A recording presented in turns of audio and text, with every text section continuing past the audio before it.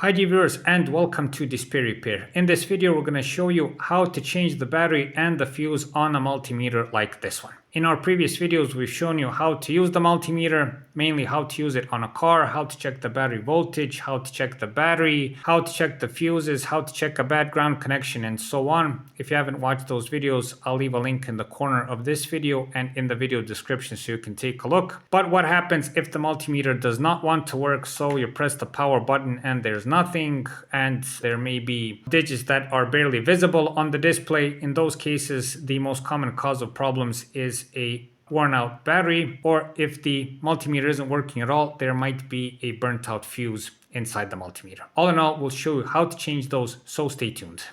DisplayRepair.com. Be sure to visit us at our website DisplayRepair.com, where you can find more useful car and driving tips. Now for this job, you will just need a small screwdriver like this one, okay? A Phillips screwdriver. I don't know, on your multimeter it may be some other kind, some other size of screws, but this is in most cases what will do the job. Now the first thing you should do is make sure that if it's turned on, turn the power off, and after this take out the probes like this, okay? So disconnect them and move them away.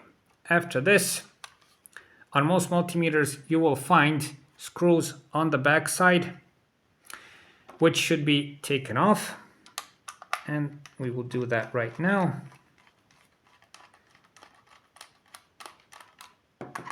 This is my very old multimeter. As I said in the previous video, it's something like 30 years old. Still serves me well. Very good quality.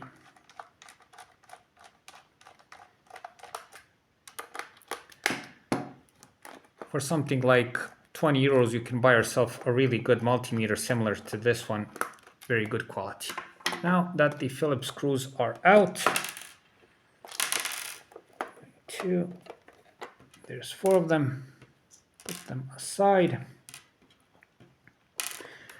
We are going to open it. In this case, it opens from this side, from the lower side, and there is a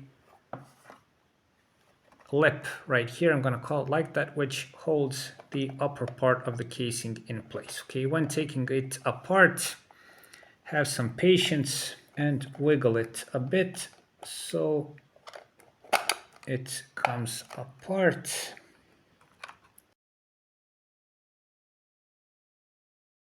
And that's the back side of it. And here you can see what the multimeter consists of inside. So lots of electronics. This is the cables to the display. This is where the switch is for turning the values. And here, dear viewers, is the important part. And this is where the battery is. And this is where the fuse is inside, okay? When changing the battery, in this case, it is a 9-volt battery, like this one. And you simply, just like, for instance, on an RC toy, you just take this connector off, plug in a new battery and return it back into place. Okay, when returning it, be sure that these cables are around this stem right here that holds the screw so you don't pinch the cables and sever them. So changing the battery is very simple. Take it out, take off this connector, replace it with a new battery, and that's it. Change the battery when the digits are fading and you can't see all of them. That's the first sign that it's the problem. When the power goes completely out, the battery is the first thing to check. But if you have made a measurement that is higher than the one you set, or you have not put the probes in the proper place, or you've caused some sort of short circuit, then this fuse burns out. Now I'm going to take it out. You take it out simply by just pulling it out side by side. Okay, just take it out of this slot and pull it out.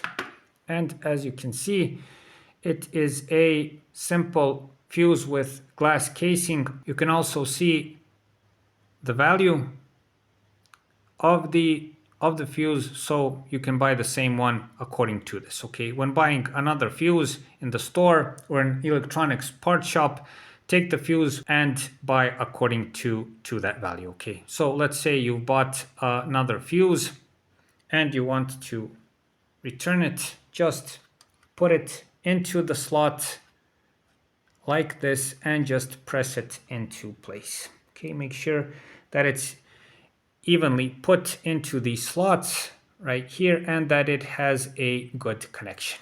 And that's it. Very simple to do. Once you're finished, put the housing back into place. Okay, and make sure everything fits in properly. We'll insert the screws.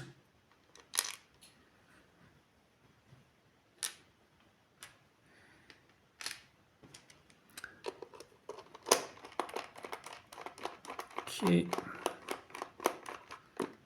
Start tightening them.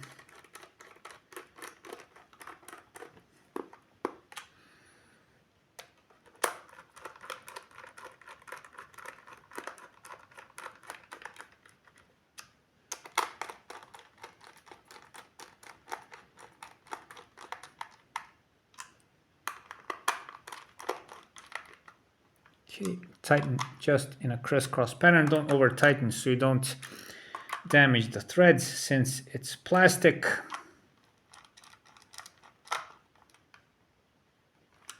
Again, go around and make sure that everything has sat into place regarding the casing.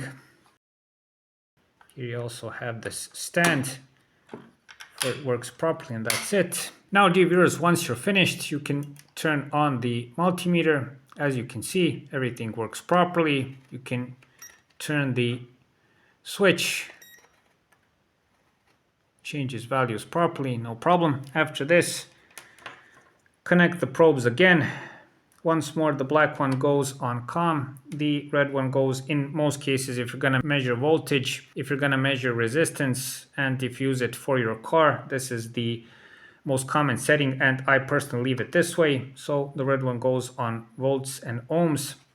And that's it. Everything is finished. You can go and check it, for instance, on the car. You can check it on your home installation, and everything should be okay.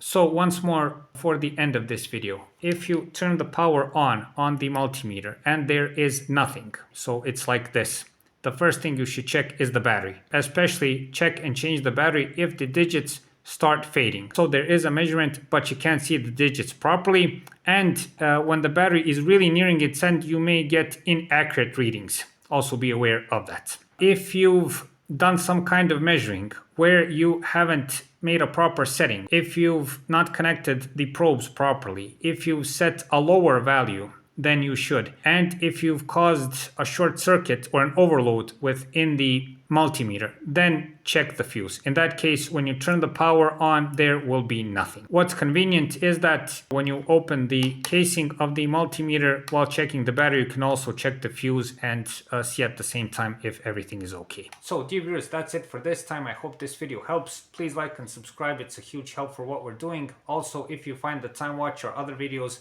I think they should make your life with your car much easier.